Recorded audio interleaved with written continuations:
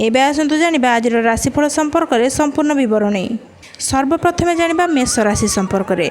मेष राशि आज चंद्र दृष्ट बुध हेतु आकस्मिक भाव में सकाळु सकाळु बंधु परिजनक सह सुख भ्रमण जोग रही। मन बुझिला भली कथा कही अन्यमानक आपणाई नेबे।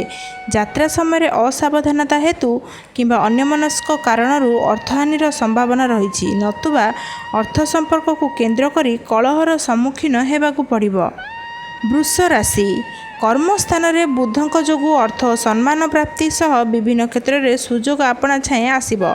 पड़ोशी परामर्श में पारिवारिक स्तर में मानसिक द्वंद्वर अवसान घटिब। मृगशिरार मन अस्थिर रहिबा कारणरू काम गुड़िक संपूर्ण होगा कष्टकर हो पारे। विवादीय घटना मध्यस्थता करी अपमानित हो पारती। मिथुन राशि चंद्रक षष्ठ अष्टमस्थ गुरु और शनि कर्मक्षेत्र में किछिरा व्यतिक्रम को नहीं उच्चवाच घटी कैफत देवाको पड़ पारे। घरे साधारण कथार विवादर सूत्रपात हो पारे। कार्य व्यस्तता वृद्धि पाइबा कारणरू धीरे धीरे सुस्थ काम करने को बाध्य हेबे। प्रतीक्षित कौनसी खबर पाई खुशी हेबे। कर्कट राशि आज चंद्रक जोगु अर्थप्राप्ति सह नूतन बंधु संपर्क स्थापन करने दिगरे मन बलाइबे। कर्मक्षेत्र में सुजोगर सद्व्यवहार करी खुशी रही पारती। सहकर्मी निकट में मन कथा मन में रखिपारे ना। मिथ्या गुजब मन को आतंकित करें। सिंह राशि नीचस्थ बृहस्पति हेतु कौनसी कार्यारंभ पूर्व भल भाव चिंता करने भल हेब। यात्रा काल में सतर्क न हेले ठकामी पड़ पारती। बंधुक दोष दुर्बलता को घोड़ाइवाकू जाई अन्य को मिथ्या कैफत देवाकू पड़ पारे। भूल बुझामणा कारणरू पारिवारिक समस्या चिंतित रही पारती। कन्या राशि राशि को रवि और शुक्र देखुथिबारु शौखिनी जिनिस क्रयर अर्थ व्यय करेंगे।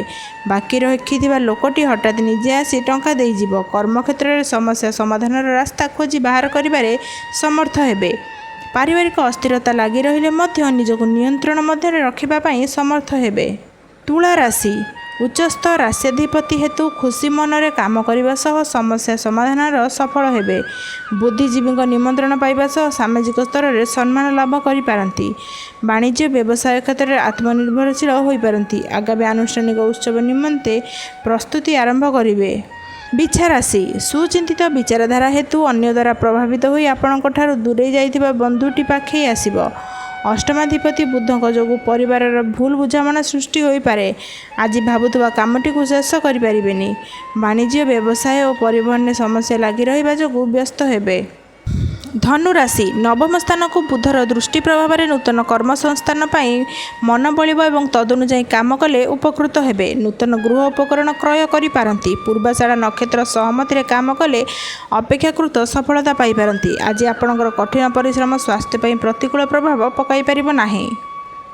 मकर राशि सबु समय टेंशन लगी रहिबारु काम रे प्रतिबंधक जो अग्रगति हो पारिबा नाही। एणे परिवार रे पिलांक कथा नहीं मानसिक स्थिति विपन्न हेब। सहकर्मी सह संपर्क हानि जो चिंता प्रकट करि पारंती।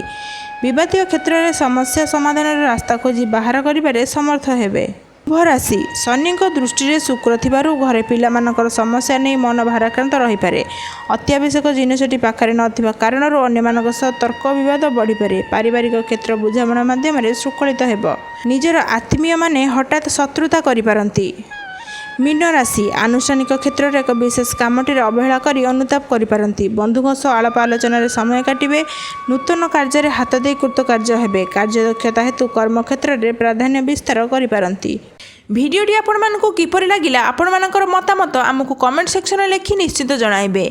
जदि आपण माने हमर एई चैनल नुआ होइथिबे हमर एई चैनल को सब्सक्राइब करि नेबे एवं भिडियोटी भल लागिले गोटे लाइक करी अधिक रु अधिक शेयर करिवे। धन्यवाद।